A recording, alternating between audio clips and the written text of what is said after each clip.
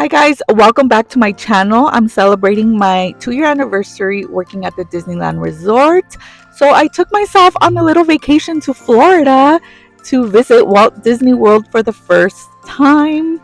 I tagged along to my sister's family vacation. Shout out to my sister and my brother-in-law and my little baby nephew Cruz for letting me tag along to their family vacation. It was so much fun. We started off with Epcot, which was so cool. um they had a lot of like these little interactive shows. They had this little Encanto music show.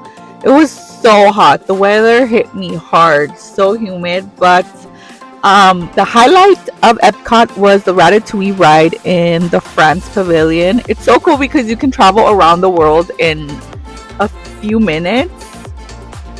They had these little Remy little carts. It was so cute. And we went to the Mexico pavilion and they had this whole Coco exhibit. It was really nice.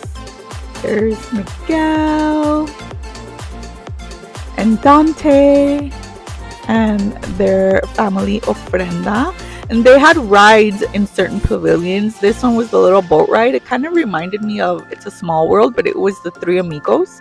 It was really cute and it was fresh. And then they had this ride. It was like launching you into space. Oh my god, it was so intense. Like one of the craziest rides I've ever been on. Day 2, we went to Hollywood Studios, which is kind of like the equivalent of our California Adventure. I loved this theme park. I loved Hollywood Studios. It was so cool. They have like Hollywood Boulevard and Sunset Boulevard.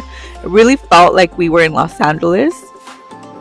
Day 3, we went to the Magic Kingdom. This was the highlight of the trip. We saw Cinderella's castle, which was huge. And we went to dinner at the Beast's Castle at the Be Our Guest restaurant. It was so good. It was like authentic French food. We had French onion soup. I had filet mignon. The Beast came out and said hi to his guests. I went on the People Mover, which is a classic Disney ride. We used to have it at Disneyland, but they got rid of it. They still have it at Walt Disney World, and it's such a cool ride. It's so chill too because you just sit and relax and view everyone from above. You do the whole lap around Tomorrowland. They have the Carousel of Progress there, which is also cool. It's kind of like a time travel because you start like in the late 1800s and then you travel through the 40s, a family in the 50s, and then up until the modern era. And I thought it was really cool. It's also air conditioned, so it's cool to just sit and relax in their air conditioning.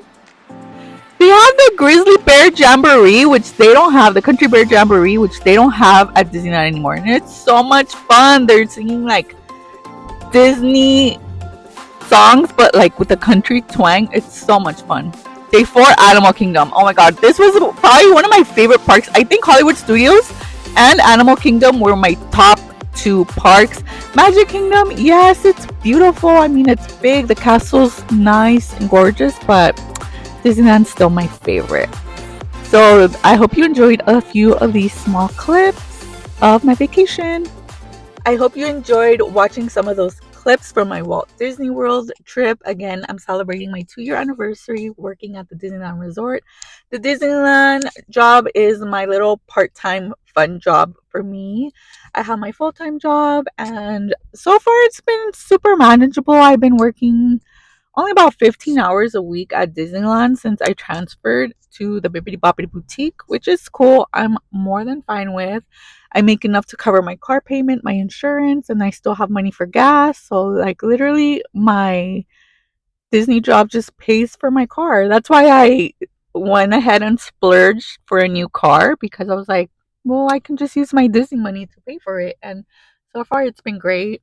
I really didn't buy anything at the Magic Kingdom, all like souvenirs wise. Like the merch out there, it's exactly the same as the merch as at Disneyland, except it has the Walt Disney World font.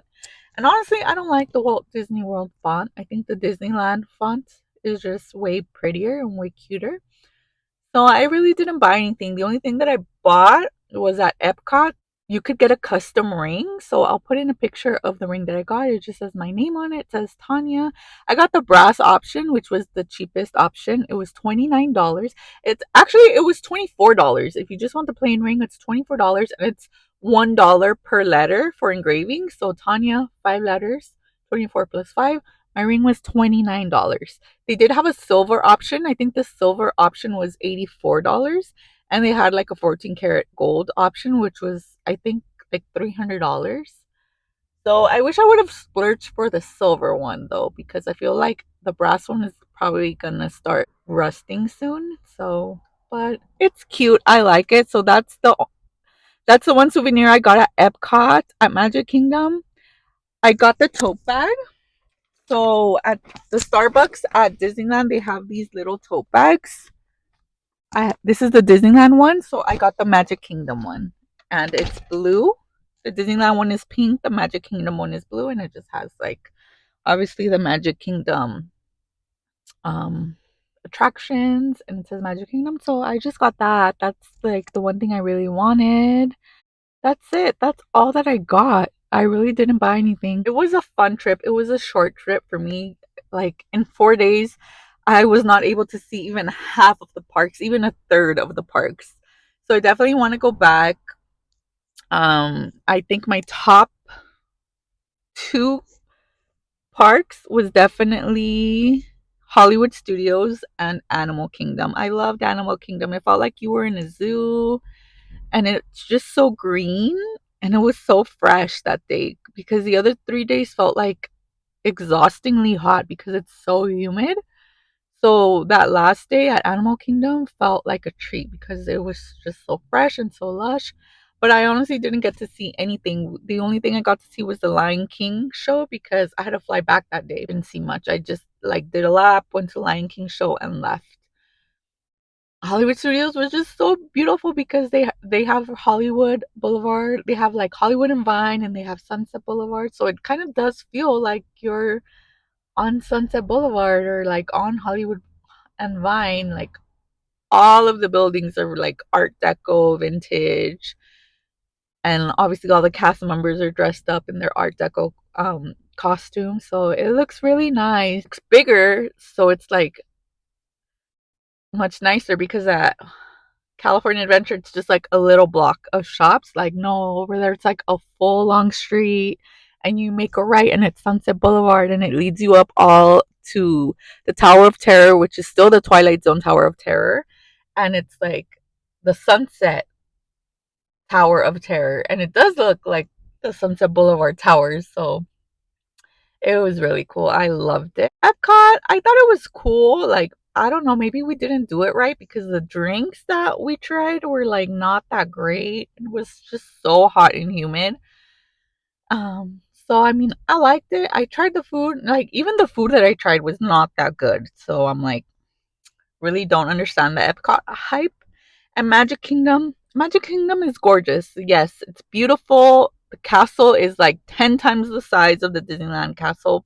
But honestly, the only thing that I really liked about Magic Kingdom were the classic attractions. So, like the People Mover, the Carousel of Progress, the fact that they still have the Country Bear Jamboree. But, like, I mean, it's just too big. Like, for me, I like Disneyland. I like Disneyland that it's cute, that you can do it in a day, that you can just chill and walk around. I feel like Magic Kingdom is just like there's so much. Like, I mean, but they do have a lot of they have like a little circus area like where the Dumbo ride is. They have like more like little play parks. It's just like more spread out, so they have more space for stuff. But like I did not see one character while I was at Magic Kingdom. Obviously, with the heat, you can't have someone out there wearing a costume in like 90% humidity. I understand that they're all indoors, but that's the magic that Disneyland has that Magic Kingdom can never get, is that like when you walk in to Disneyland, you can see a character at any time of the day. Like there's always a character on Main Street. Sometimes they're even by the main entrance gates. I mean, you can see characters you can see Tiana in Union Square. You can go to see Pooh In Bayou Country, you can go to Toontown and meet Mickey and Minnie. Even at DCA, there's always a character out and about, and there was no characters at Magic Kingdom. I'm like, okay, like no parades. They had a show, like, and then their castle, you can't even walk through it. You can't even walk through the castle. Like, you have to walk around it. It's just a stage. So they did have like a little show where Mickey and Minnie and like Daisy and Donald and Goofy, Chip and Dale came out.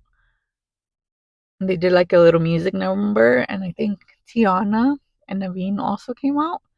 But that was the extent of all the characters that I saw was like during this little show. So I don't know. I'm just glad that I was able to visit, and I can't wait to go back. So that's it. That's it for today's video. I hope you guys enjoyed this little clip of my vacation to celebrate my 2-year anniversary at Disneyland. I do have some more videos planned. I'm going to an estate sale. Hopefully find some good vintage to share with you guys. And also a little video dedicated to my experience at Root Vintage Collective, how I curate that rack, because it's such it's a college town, but there's also like professors that visit the store, there's locals, and it's a very like bohemian town. So I do curate that rack, eccentric and diverse rack of vintage there. So it's like a little bit of everything, and I'm having a lot of fun doing that. So yeah, check out. There's more videos coming. Thank you guys so much for watching. Take care, and I'll see you soon. Bye.